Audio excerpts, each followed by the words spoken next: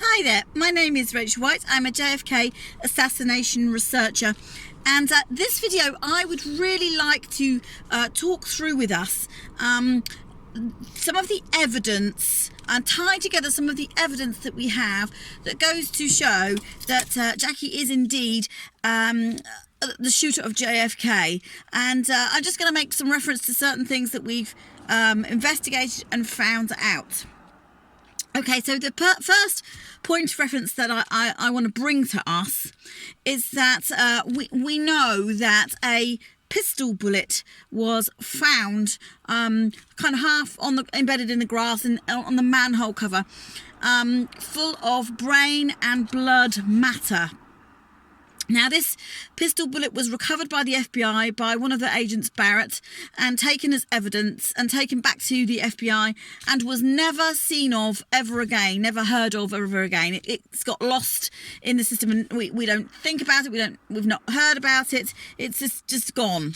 And this pistol bullet had brain and blood matter on it, which means that it must have passed through Kennedy's head. I'm not aware of anybody else being shot through the head in Dealey Plaza on that same day. So this bullet must have passed through his head. So it's a pistol bullet, and a pistol bullet is different from a rifle bullet. So we can be sure that this pistol bullet was shot from a pistol, which asks us the question, and we need to ask the question then, who shot a bullet from a pistol? Okay, now, we know that all of the shooters in the shooter teams around the Knoll and in the Daltex building and in the TSBD were using rifles, long-range rifles. So it can't be a bullet from any of those shooters. This has to be a close-range shot, very, very close to the target. So there are actually only two possibilities of who this could be. We looked at whether it was possible for Bobby Hargis, the motorcycle cop riding alongside the limousine, to have done that. And it's a fair question. It needs to be investigated. And we conclude that it cannot be Hargis. Hargis was riding slightly alongside but behind where JFK and Jackie were sitting. And if we look at the Zapruder film and other footage, it's clear to see that he has his hands on the handlebars of that motorbike the entire time. And he'd need to reach in the pocket for a gun and take one hand off and turn around and shoot that way. And he would actually have to shoot past Jackie Kennedy in order to make that close range shot. So we know for sure that Hargis did not do any shooting. And we know that nobody was on the southern part of the Knoll shooting either. Okay, so this leaves us with just one possibility. This shot, this pistol shot, had to be from Jacqueline Kennedy into her husband. Okay, now, a second point of evidence on our kind of grid of evidence points is that we have some corroboration between the Zapruder film around about Z313 and the Mormon photo, which shows some kind of trajectory of some kind of debris and bullet moving straight upwards in a straight line.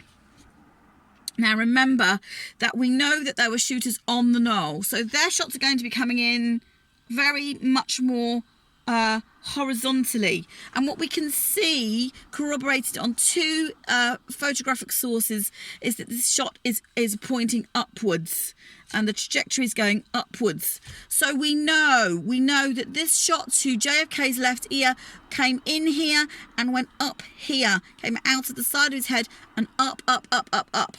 Okay, so it's an upward motion for this shot. We can also see in the Mormon photo and the Zapruder film a plume of white smoke. Now, when a gun is discharged, at the point of when the bullet comes through that barrel, some puff of smoke, some gun smoke is discharged from the barrel, but it occurs and it appears at the point at which it is discharged. So, of course, we've got some reports, Ed Hoffman was one, to say that they saw, some witness reports that saw that there was a puff of smoke coming off of the knoll at the time of the shooting, rising up through the trees. And that absolutely fits with the fact that there were shooters on the knoll. So that puff of smoke is coming out of those guns. It's not coming at the target. But we can clearly see on Mormon and in the Z film that there is a plume of smoke, almost like a halo, a white halo inside the kind of brain and blood matter coming out also, which tells us that a weapon had to have been discharged at very, very, very close range. So these things, these two sources corroborate each other. Okay, and I think what I want to say is that what we're doing here in our research is we are using the evidence that is out there, and we are using what is provided for us to look at by the elites, that's been approved by them for us to know, because there is absolutely, without doubt, more film footage and more photographs that we have never ever seen, that have never been released to the public. So what we have available to us at this present time is what they've sanctioned, okay, to be appropriate for us to view. So using their own material and to dissect what they've provided for us, we are using those sources to tell you what we can now see on those things, and we are corroborating them together, and we are saying, look at this, we've got a plume of smoke here in Mormon and on the Zapruder film that corroborates itself, or corroborates each other. So this is absolutely, in my mind, quite watertight evidence, which, you know, we can't go back and do anything about prosecution or anything like that. Jackie had died in 1994, and the investigation, as we know, did not occur properly. So we are investigating this after the fact to bring us up to date with the information that we are finding.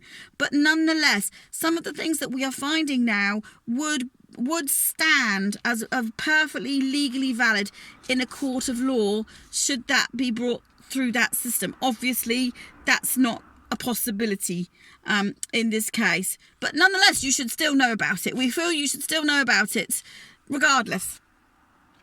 So our next point of evidence is that we have the shirt, the very shirt that JFK was wearing that day, underneath his lovely beautiful suit, man suit. And you can go online and you can have a look at the pictures online, as I have done. And what we see there is that this shirt has very heavy blood staining on the left side, front and back, from really the shoulder right down to the waist. And somebody brought this to my attention, and I really did think this through very carefully, because we know that the shots from the knoll came in to the right side of the head.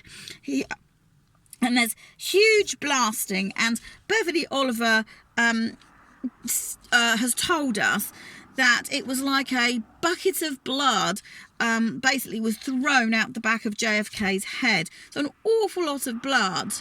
But this side, where the blasting, this side is of the shirt is relatively clean in comparison to the left side, front and back. Okay, so we believe here, and it's suggesting that as the shot has come into this portion, left portion of the head, the wound has come through here and out here, and the blood has drip, drip, drip. Gravity has taken this blood spill down the shirt, saturated the jacket, and gone through to the shirt underneath.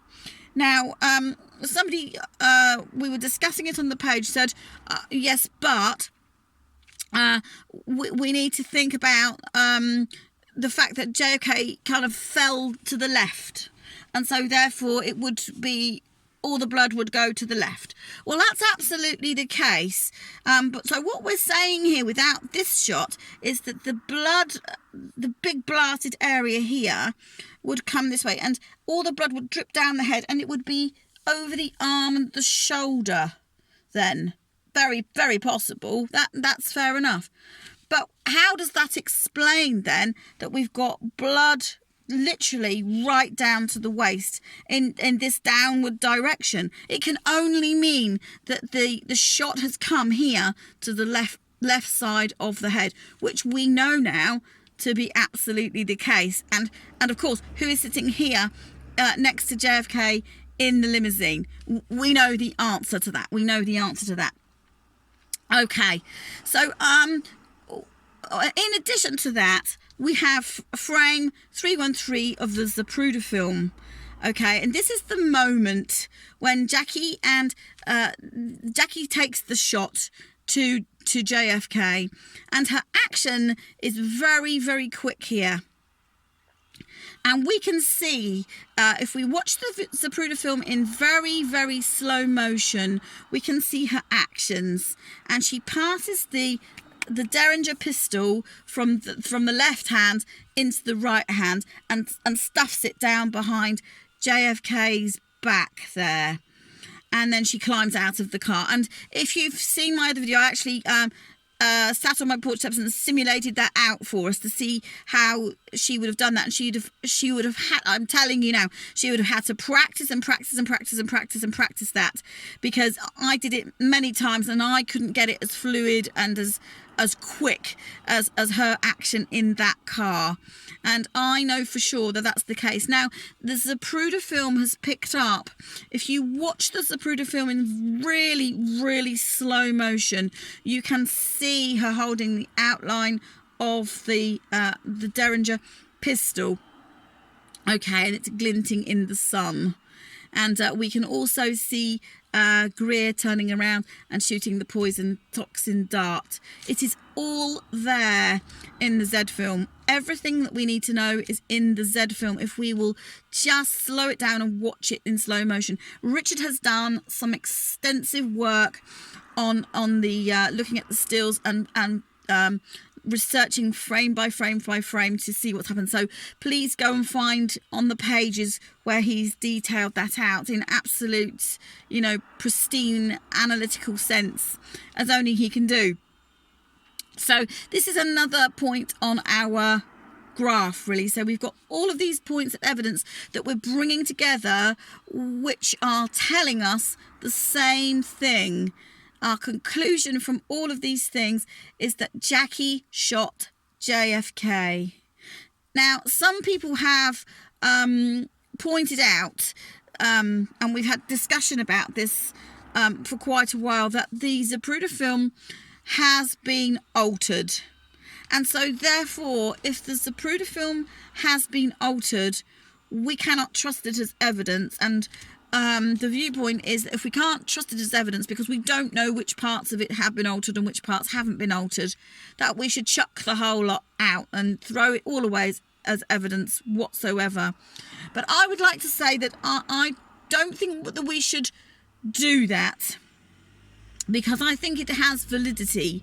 Now, you see, we have to remember that, first of all, the Zapruder film was never intended for public consumption. Okay, that Zapruder film was taken as a trophy film so that it could go back up the chain and the conspirators could know that the job had been done. All right, and they have some kind of record of it and they can understand what it's showing so that they can now work on what they need to work on to produce the cover up. And that really is the purpose of the Zapruder film. But Zapruder himself went on television and it was known to the world that he'd taken the film. And so pressure came along to say, we know that this film exists. And eventually, it took until 1975 after lots of pressure, the film was shown on TV for the first time, and obviously we've all seen it a million times over.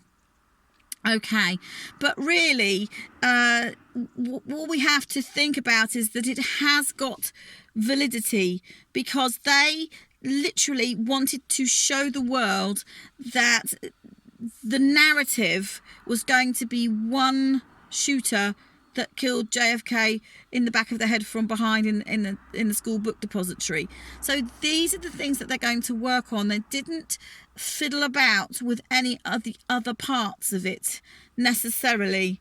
And so in my mind, the fact that when we watch the Zapruder film in regular motion, we can't see the detail that we're talking about. It goes by very, very quickly, and we can't see it. It's only when we slow it down and we watch it frame by frame, slow motion, even slower motion on the playback speed, that we can begin to see exactly what's gone on here, because they didn't doctor the entire film. And as I've said to you, we've proved that we can see Jackie with her motion, shooting, passing the gun one hand to the other hand. We can see Greer turning around, taking a shot. We can see the trajectory going upwards. We can see the debris trail going upwards. We can see the plume of the white smoke, puff of white smoke. So all of these things still exist in the Zapruder film. They have not been taken out. So we are using the very evidence that they have put out there, okay, to show you that what we're saying is absolutely 100% the case. We are using their own evidence against them. So the thing that they have put out there to explain their situation and to cover it up, we're now turning that around and using that against them. Okay, and deliberately so. Because you know what, guys, we've been lied to. We have been lied to. And the FBI did an absolutely rubbish job of investigating this case. Absolutely atrocious. Absolutely atrocious. Because they were under orders not to go to certain places and not to ask the questions and not to have this one and not to have that one say this. And we've got numerous witnesses that have come forward and said that they heard the shots and it sounded like it was right there in that car. Hargis was one of those people. And Jean Hill very much said, that there was a little puppet dog in the car. She'd seen that. But all of these people who come and say these things, just dismissed. And I'm going to talk about the Warren Commission and how that operated in another video in these terms. But I just want us to know that, Richard and I are working this case and our investigation after 55 years, and the evidence that's out there we're corroborating it together and we're building a picture, and we are saying it is beyond doubt now that Jackie shot JFK. Yes, there were other shooters. Yes, that's absolutely right. But if they had all of them missed the target, she would still have shot JFK. And so on that basis, she is as much a murderer, part of this conspiracy team, as anyone else. Okay, and I just want us to know this. I just want us to know this, because this is the raw truth of what we're dealing with here. She was assigned on a mission to take out JFK, President of the United States, to enforce a coup d'etat on America, which has changed the world completely these last 55 years. What a different world we would have if this had never occurred. And it is a sad, sad state of affairs to see what we're dealing with now because of this one event, and this one event that was never investigated properly and never talked about properly and never dealt with properly. No journalists touched it properly. and the ones that did, like Dorothy Kilgallen, were murdered. And you know, it's time that we sort this out, and our investigation is telling us the truth, and we're gonna get to the truth. Okay, so that's what I really wanted to share with you in this video, and I will talk to you some more. And I'm planning on doing another video on the Warren Commission, and also to do with some other researchers. Okay, thank you, and I'll chat soon.